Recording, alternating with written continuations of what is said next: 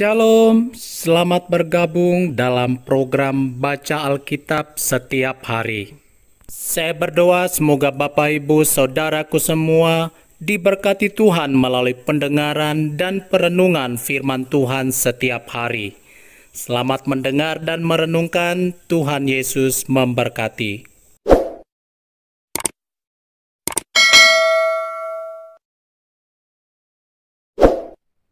Ratapan pasal 5. Doa untuk pemulihan. Ingatlah ya Tuhan, apa yang terjadi di atas kami. Pandanglah dan lihatlah akan kehinaan kami. Milik pusaka kami beralih kepada orang lain. Rumah-rumah kami kepada orang asing. Kami menjadi anak yatim, tak punya bapa, dan ibu kami seperti janda. Air kami minum dengan membayar. Kami mendapat kayu dengan bayaran. Kami dikejar dekat-dekat. Kami lelah. Bagi kami tak ada istirahat. Kami mengulurkan tangan kepada Mesir dan kepada Asyur untuk menjadi kenyang dengan roti. Bapak-bapak kami berbuat dosa. Mereka tak ada lagi, dan kami yang menanggung kedurjanaan mereka. Pelayan-pelayan memerintah atas kami, yang melepaskan kami dari tangan mereka tak ada. Dengan bahaya maut, karena serangan pedang di padang gurun, kami harus mengambil makanan kami. Kulit kami membara laksana perapian, karena nyerinya kelaparan. Mereka memperkosa wanita-wanita di Sion, dan gadis-gadis di kota-kota Yehuda. Pemimpin-pemimpin digantung oleh tangan mereka. Para tua-tua tidak dihormati. Pemuda-pemuda harus memikul batu kilangan. Anak-anak terjatuh karena beratnya pikulan kayu. Para tua-tua tidak berkumpul lagi di pintu gerbang. Para teruna berhenti main kecapi. Lenyaplah kegirangan hati kami. Tari-tarian kami berubah menjadi perkabungan. Mahkota telah jatuh dari kepala kami. Wahai kami, karena kami telah berbuat dosa.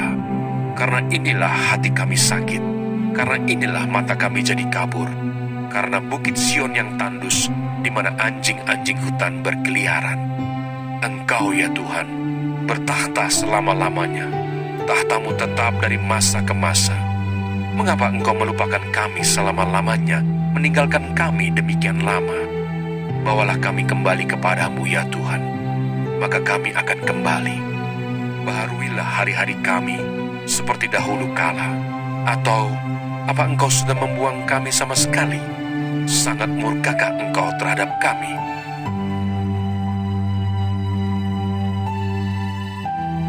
Kitab Yehezkiel. Yehezkiel pasal 1. Nubuatan-nubuatan melawan Israel. Nabi melihat kemuliaan Tuhan. Pada tahun ke-30, dalam bulan yang keempat, pada tanggal 5 bulan itu, ketika aku bersama-sama dengan para buangan berada di tepi sungai Kebar, terbukalah langit dan aku melihat penglihatan-penglihatan tentang Allah. Pada tanggal 5 bulan itu, yaitu tahun kelima sesudah Raja Yoyakim dibuang, datanglah firman Tuhan kepada Imam Yehezkiel anak Buzi di negeri orang Kasdim di tepi sungai Kebar, dan di sana kekuasaan Tuhan meliputi dia.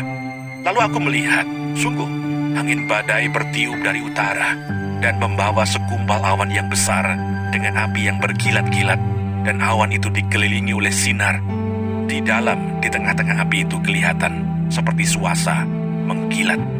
Dan di tengah-tengah itu juga ada yang menyerupai 4 makhluk hidup. Dan beginilah kelihatannya mereka. Mereka menyerupai manusia, tetapi masing-masing mempunyai 4 muka, dan pada masing-masing ada pula 4 sayap. Kaki mereka adalah lurus dan telapak kaki mereka seperti kuku anak lembu. Kaki-kaki ini mengkilap seperti tembaga yang baru digosok.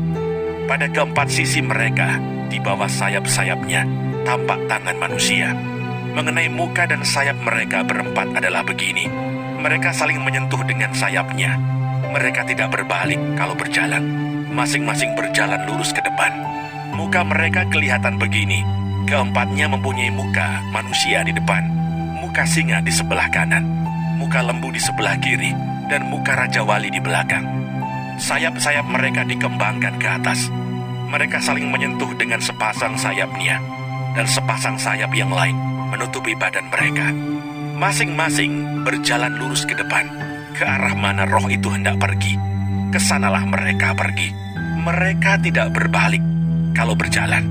Di tengah makhluk-makhluk hidup itu, kelihatan seperti bara api yang menyala seperti suluh, yang bergerak kian kemari di antara makhluk-makhluk hidup itu.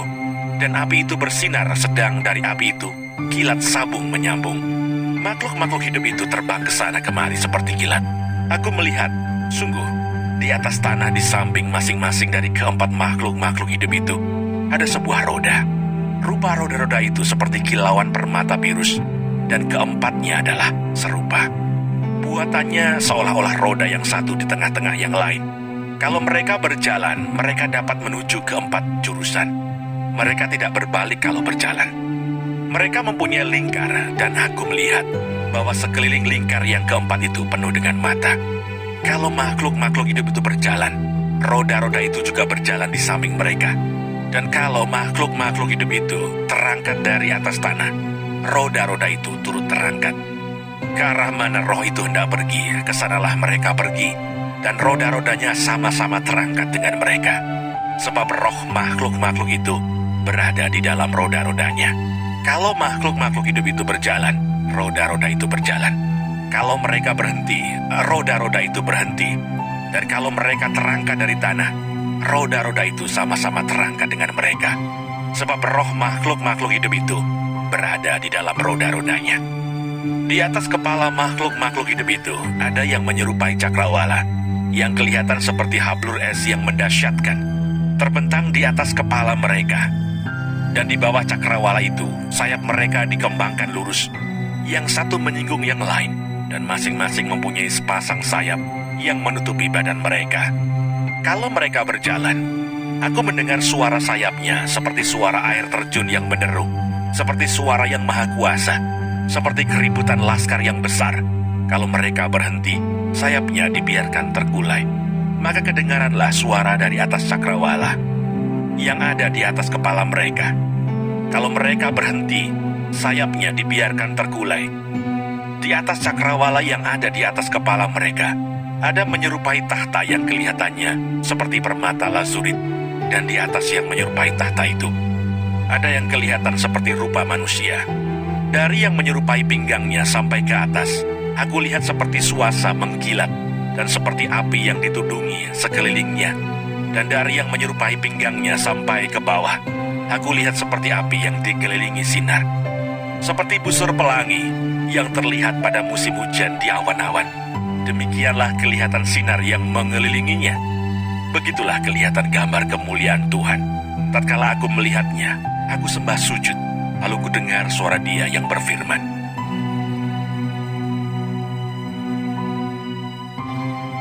Yehezkiel pasal 2. Panggilan Yehezkiel. Firman-Nya kepadaku, "Hai anak manusia, bangunlah dan berdiri, karena aku hendak berbicara dengan engkau." Sementara ia berbicara dengan aku, kembalilah rohku ke dalam aku, dan ditegakkannya aku. Kemudian aku mendengar Dia yang berbicara dengan aku. Firman-Nya kepadaku, "Hai anak manusia, aku mengutus engkau kepada orang Israel, kepada bangsa pemberontak yang telah memberontak melawan aku. Mereka dan nenek moyang mereka telah mendurhaka terhadap aku, sampai hari ini juga. Kepada keturunan inilah, yang keras kepala dan tegar hati, aku mengutus engkau dan harus kau katakan kepada mereka, beginilah firman Tuhan Allah. Dan baik, mereka mendengarkan atau tidak, sebab mereka adalah kaum pemberontak. Mereka akan mengetahui bahwa seorang nabi ada di tengah-tengah mereka. Dan engkau anak manusia, janganlah takut melihat mereka, maupun mendengarkan kata-katanya. Biarpun engkau di tengah-tengah onak dan duri, dan engkau tinggal dekat kalajengking, janganlah takut mendengarkan kata-kata mereka, dan janganlah gentar melihat mukanya, sebab mereka adalah kaum pemberontak. Sampaikanlah perkataan-perkataanku kepada mereka, baik mereka mau mendengarkan atau tidak, sebab mereka adalah pemberontak. Dan engkau anak manusia, dengarlah apa yang kufirmankan kepadamu. Janganlah memberontak seperti kaum pemberontak ini. Ngangakkanlah mulutmu dan makanlah apa yang kuberikan kepadamu.